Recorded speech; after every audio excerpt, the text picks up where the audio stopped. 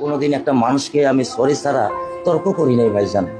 তা আমার এই 8 বছরের মাসুম একটা বাচ্চা কি অপরাধ?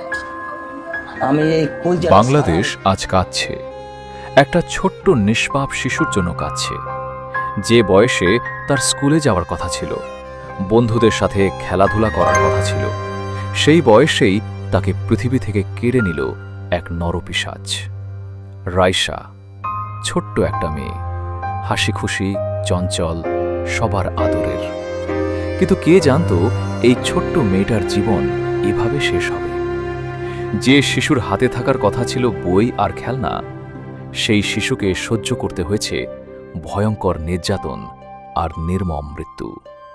ভাবুন তো, শেষ মুহূর্তে ছোট্ট মেয়েটা কতবার হা বলে ডাকছিল, কতটা ভয়ের মা বলে ডাকছিল, কতটা ভয় পেয়েছিল, কতটা বাঁচার চেষ্টা করেছিল, কিন্তু তার কান্না কেউ শুনল না। আজ একটা মা তার সন্তানের কাপড় বুকে জড়িয়ে কাঁদছে, একটা বাবা নিঃশব্দে তাকিয়ে আছে মেয়ের খালি বিছানার দিকে, কারণ তাদের পৃথিবীটাই শেষ হয়ে গেছে। এই ঘটনা শুধু একটা পরিবারকে না, পুরো বাংলাদেশকে নাড়িয়ে দিয়েছে। মানুষ আজ ক্ষোভে ফেটে পড়ছে, সবাই একটাই কথা বলছে, এই নরপিশাচের কঠোর বিচার চাই। প্রশ্ন একটাই, আর কত রাইসা এভাবে হারিয়ে যাবে? আর কত নিষ্পাপ শিশুর জীবন ঝরে গেলে আমাদের বিবেক জাগবে?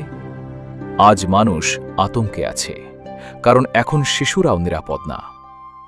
যারা এই ধরনের অপরাধ করে তারা মানুষ না, তারা সমাজের অভিশাপ। রাইসার ছোট্ট জীবন হয়তো আর ফিরবে না, কিন্তু তার জন্য বিচার হতেই হবে।